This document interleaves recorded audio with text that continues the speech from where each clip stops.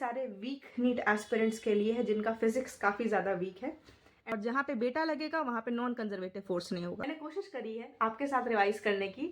राधे राधे, जय श्री कृष्णा। कैसे हो आप सब? वेलकम और welcome back to my channel mostly Nicks and this is me Nikita guys. कैसे हो आप सब एंड कैसा गया आज का आपका दिन? कितने घंटे पढ़ाई करे आपने एंड एवरीथिंग मेरे को सब कुछ बताओ अपने कमेंट सेक्शन में।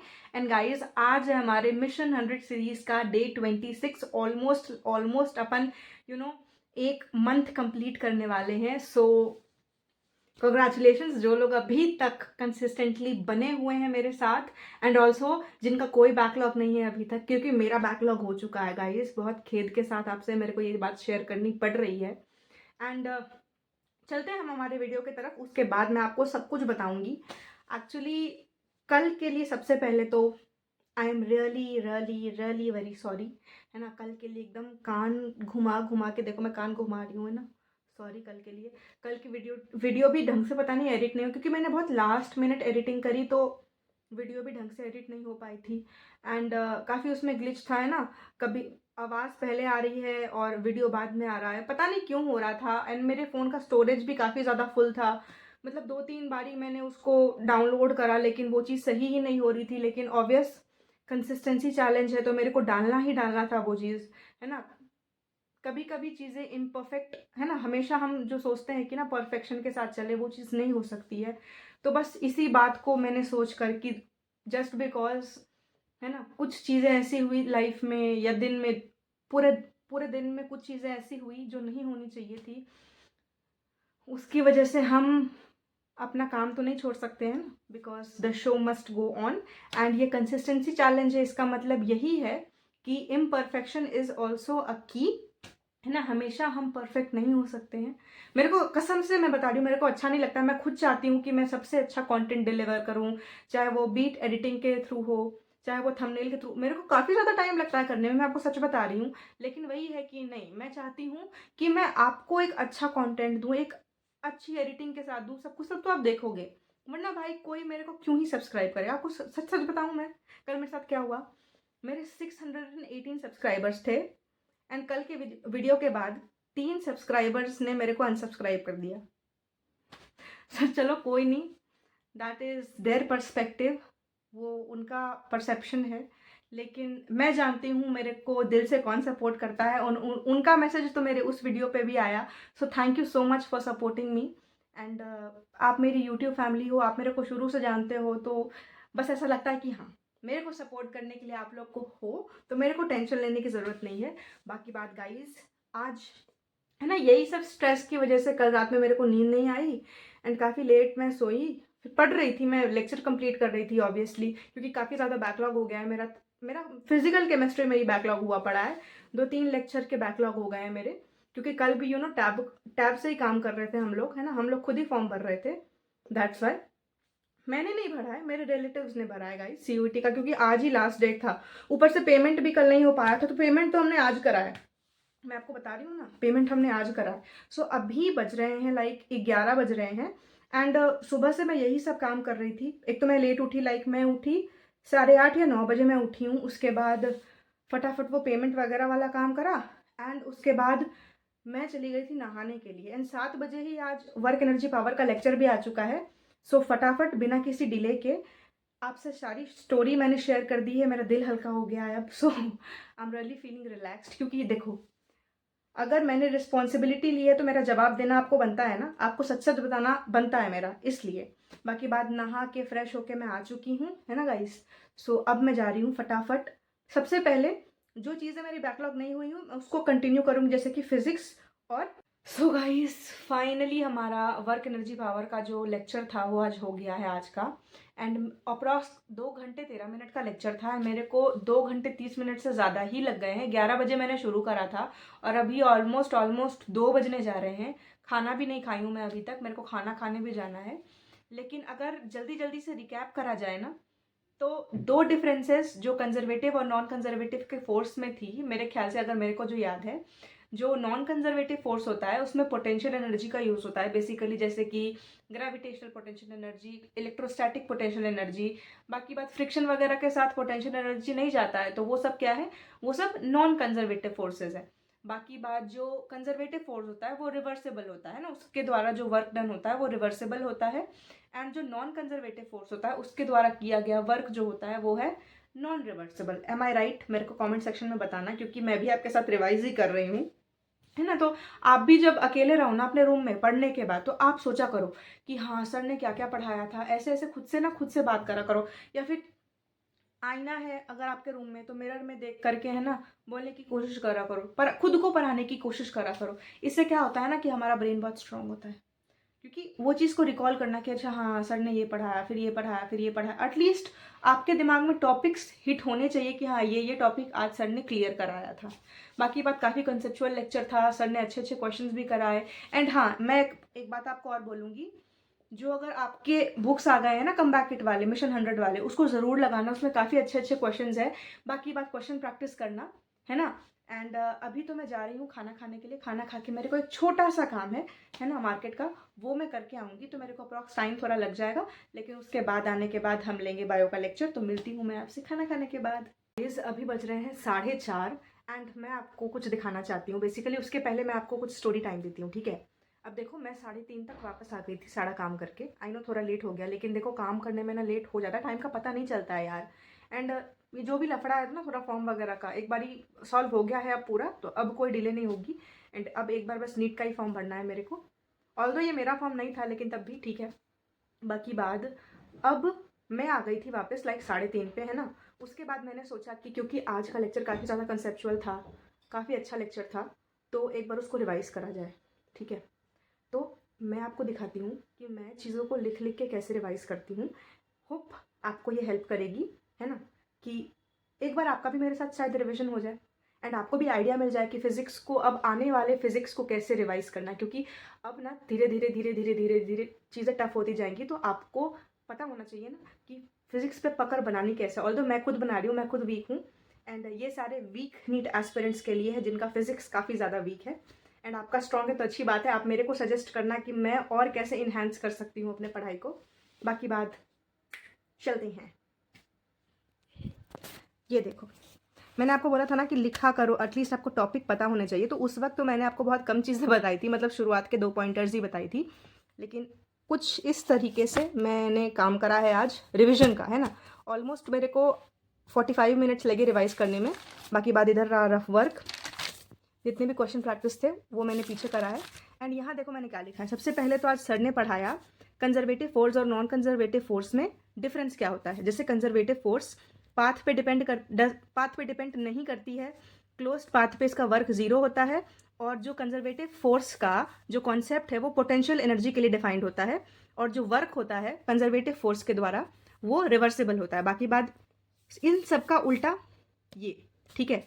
नॉन कंजर्वेटिव फोर्स पाथ पे डिपेंड करता है, इस पोटेंशियल एनर्जी का कॉन्सेप्ट इसके लिए एप्लीकेबल नहीं है। वर्क डन जो होता है नॉन रिवर्सिबल होता है। बाकी बात, जो चेंज इन पोटेंशियल एनर्जी होता है वो negative work done by conservative force होता है, ठीक है। एंड सर ने क्या बताया था कि ये क्या है, ये है बेटा। बेटा है ना ये, मेरे ख्याल से तो नहीं, ये मम्मा है, सॉरी ये मम्मा है गाइस। अगर आपने लेक्चर देखा होगा तो आपको पता है कि पापा कौन है, बेटा कौन है, बेटी कौन है, मम्मा कौन है, तो ये बेटा है। बाकी बात, जो पोटेंशियल एनर्जी होता है it can be positive, negative और 0, डिपेंड्स ऑन रेफरेंस। और इसकी जो यूनिट होती है, क्योंकि ये एनर्जी है तो जूल होगी। और जितने भी नेचुरल फेनोमेनाज होते हैं उसके लिए पोटेंशियल एनर्जी डिक्रीज हो जाती है। उसके बाद सर ने ग्राफ की बात करी थी, है ना। तो ग्राफ में ये कन्वर्जन आपको सर ने अच्छे से बताया होगा। जैसे मान लो पोटेंशियल एनर्जी और जो हमारा डिस्टेंस है, बेसिकली जो हमारा डिस्प्लेसमेंट है, उसके बीच में अगर ग्राफ दे रखी है तो आप उसको कैसे चेंज करोगे वो आपने अच्छे से सीखा होगा। एंड मैंने भी सीख लिया, मैं आपको अभी एक्सप्लेन नहीं कर पाऊंगी, है ना। और मैं नहीं चाहती कि मैं कुछ उल्टा सीधा आपके सामने बोल दूँ, इसलिए। बाकी बात, स्टेबल और अनस्टेबल इक्विलिब्रियम की सर ने बात करी थी। और याद करो, अगर आपको कुछ याद हो, बेसिक मैथ्स में भी सर ने ऐसे ही स्टेबल और अनस्टेबल का कॉन्सेप्ट बताया था, डबल डिफरेंशिएशन मेथड के थ्रू, है ना। अगर स्लोप मिनिमा पे है और डबल डिफरेंशिएशन जो है D you upon D R का, वो पॉजिटिव है तो स्टेबल होगा, नेगेटिव है तो अनस्टेबल होगा। उसके बाद सर ने क्या बताया, सबसे जो तगड़ी चीज़ थी आज के लेक्चर की थी वो थी work energy theorem. Basically work done by all force is equals to change in kinetic energy, ठीक है। और ये थे पापा, फादर, ओके। और मदर कौन थी? Delta U is equals to, मतलब change in potential energy will be equal to minus work of conservative force. उसके बाद अगर जो हमारा ये जो हमारा फादर है ना, उसमें अगर मान लो work done by conservative force plus work done by non conservative force is equals to delta मतलब काइनेटिक एनर्जी का चेंज। इसमें अगर हमारा नॉन कंजर्वेटिव फोर्स जीरो हो जाता है तो क्या होता है, जो काइनेटिक एनर्जी और पोटेंशियल एनर्जी का सम होता है वो कांस्टेंट हो जाता है। तो उसको हम लोग ऐसे लिखते हैं, और इसको हम लोग क्या बोलते हैं? COME, ठीक है, कंजर्वेशन ऑफ मैकेनिकल एनर्जी। और ये है हमारा बेटा। सो सर ने ये बताया था कि जहां हम वहां कम नहीं, बेसिकली हम कौन है? Non conservative force. जहां भी नॉन कंजर्वेटिव फोर्स होगा वहां पे कम नहीं लगेगा, मतलब वहां पे बेटा नहीं लगेगा, और जहां पे बेटा लगेगा वहां पे नॉन कंजर्वेटिव फोर्स नहीं होगा, ठीक है। उसके बाद सर ने बताया था कि change in potential energy is equals to work done by non conservative force होता है only valid when kinetic energy जो होती है कांस्टेंट होती है, और इसको सर ने बोला था कि ये बेटी है। उसके बाद हम लोग को क्वेश्चन सॉल्व कैसे करना है, 4 तरीके थे गाइस, ठीक है।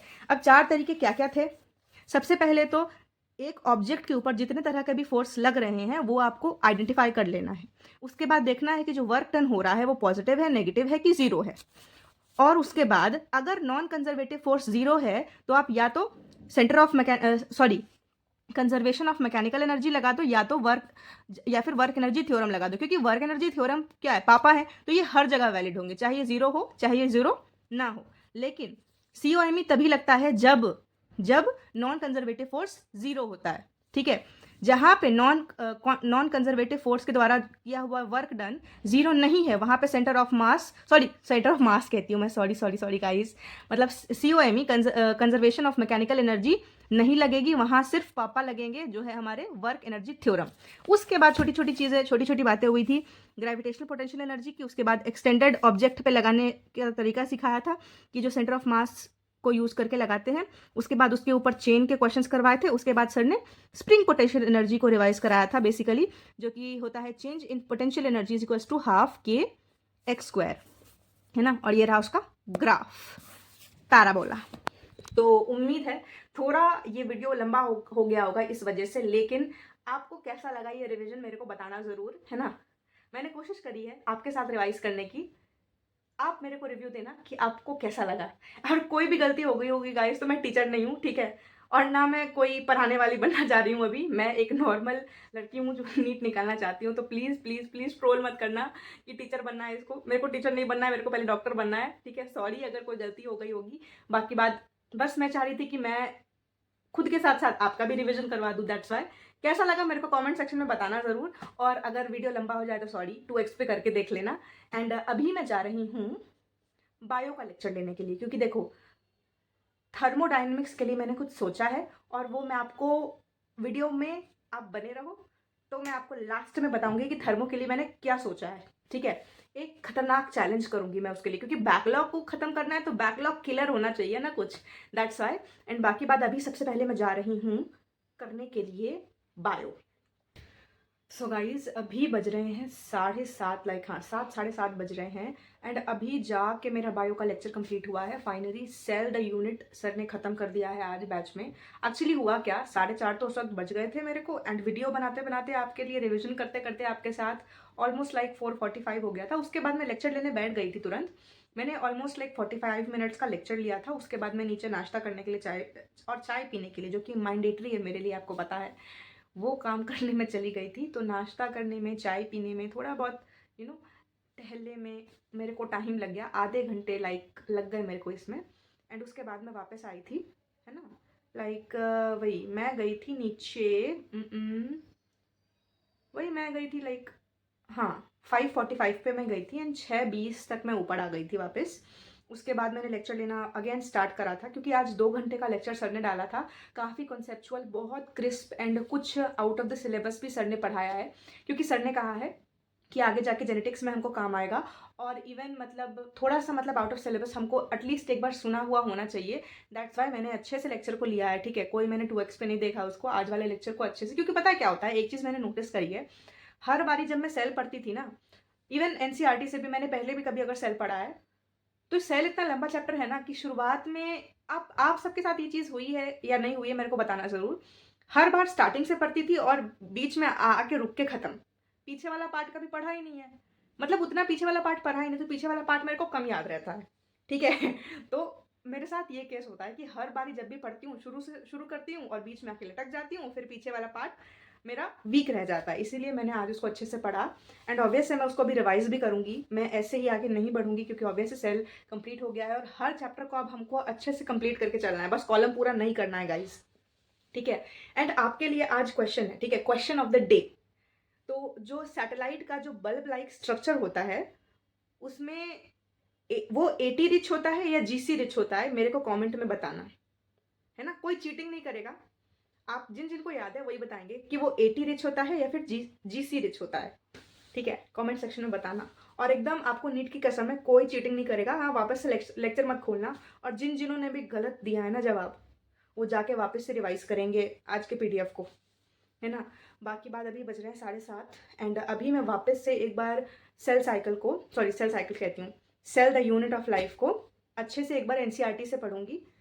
और क्योंकि ये वीडियो काफ़ी लंबा हो जाएगा तो अभी मेरे लॉन्ड्री वाले भैया भी आ गए, तो मेरे को लॉन्ड्री भी जाके देना है और मेरे को सेल को एनसीईआरटी से भी पढ़ना है, तो वो काम मैं कर लूँगी। बाकी बात, ये वीडियो मैं चाहती हूँ मैं अब यहीं पे ख़त्म कर दूँ आज का। एंड आज ऑलमोस्ट लाइक मैंने कितने घंटे की पढ़ाई करी, 6:30 हाँ 6:30-7 घंटे की करी होगी, है ना, 6:30। हाँ, क्योंकि ऑब्वियसली सुबह में भी मैंने पढ़ाई करी थी, चीज़ों को रिवाइज करा था थोड़ा बहुत, तो हाँ 6:30-7 घंटे की अभी तक हुई है। बाकी बात आज जो मैं करने जा रही हूँ वो मैं आपको बता देती हूँ, क्योंकि थर्मोडायनेमिक्स का मेरा ऑलमोस्ट लाइक फर्स्ट लेक्चर के बाद मेरा सब कुछ बैकलॉग है और आज छठा लेक्चर आ चुका है थर्मो का। दैट्स वाई थर्मो का करना बहुत ज़रूरी है, इसीलिए आज मैं पूरी रात जागूंगी और जब तक मेरा थर्मो का पूरा मतलब काम कंप्लीट नहीं होगा ना, मैं तब तक सोऊंगी नहीं। और मैं ब्लॉग को ऑन रखूंगी आपके लिए, जैसे ये ब्लॉग अभी तो ख़त्म कर रही हूँ, लेकिन जो मेरा अगले दिन का ब्लॉग है ना, वो मैं आज रात 12 बजे से चालू कर दूंगी, ठीक है। तो मिलती हूँ मैं आपसे कल, और बैकलॉग क्लियर करने का चैलेंज मैं लूँगी आपके साथ, तो देखते हैं कितना कर पाती हूँ। बाकी बात आज के लिए बस इतना ही, मिलूंगी मैं आपसे कल with new strength and new energy. And आज के लिए बस इतना ही guys, tata bye bye see you. And अच्छे से पढ़ाई करते रहो, डरो मत, टेंशन मत लो, सब हो जाएगा, बस कंसिस्टेंट रहो और अपने भगवान पे भरोसा रखो। मैं बस यही जानती हूँ, क्योंकि अपने हमारी ज़िंदगी में अब आने वाले 2 पल में क्या होगा वो हमको पता नहीं, उसकी गारंटी नहीं है, ज़िंदगी की गारंटी नहीं है, तो सिलेक्शन की गारंटी कोई ले सकता है क्या? कोई नहीं ले सकता है। हम बस अपनी मेहनत कर सकते हैं, और मेहनत कभी ना कभी 1 साल में, 2 साल में, 3 साल में, 10 साल में कभी ना कभी वो मेहनत घूम के आएगी यार। सक्सेस के लिए अगर लड़ रहे हो ना, भले वक्त लगेगा, साल, 2 साल, 3 साल, 4 साल, 10 साल, लेकिन सक्सेसफुल आप होगे, इस बात की गारंटी है। इसलिए टेंशन मत लो, बस अपना काम करते रहो, डरो मत, कुछ सोचो मत, बस लगे रहो। And yes guys, that was it for the day, hope you all enjoyed. जय श्री कृष्णा, राधे राधे, जय श्री श्याम, गुड नाइट, शुभ रात्रि।